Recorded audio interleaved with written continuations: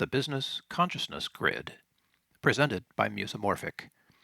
I'm your narrator, Bill Protzmann.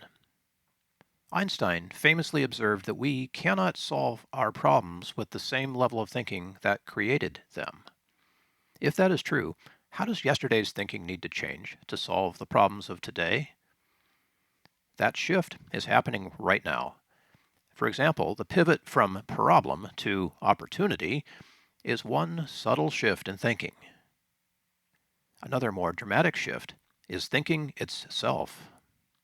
Brainpower alone is no longer enough, especially as artificial intelligence begins to challenge thinking capabilities we have taken for granted for so long. What is the evolution of thinking? Some suggest that consciousness itself, as little as we're able to measure it, could be the evolution of thought.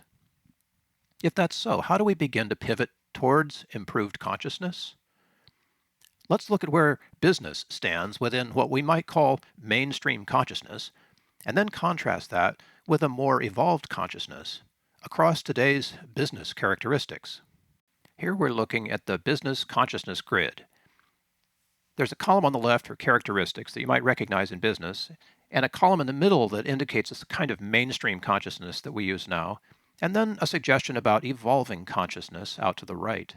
You can see characteristics like mindset, marketing, sales, rapport, promise, emotional intelligence, or EQ, and then things like equity and diversity. Take a minute to scroll through this list. You may find ways that you are already doing things, the mainstream consciousness, that work really well. However, if evidence is any guide, we know that we must evolve beyond today's thinking in order to meet the opportunities of tomorrow. And of course, solve today's problems. It's an intricate dance because we have to sort of maintain the mainstream while we evolve forward towards improved consciousness. As you examine this grid, ask yourself where you stand on expressions of things like diversity and gender and personality. Ask yourself about your management style, your coaching style, your personal style. Try to figure out what comes from motivation for you. Are you still asking about that big why? Are you clear on your why? Have you been able to pivot and start to move toward that why with a new kind of how?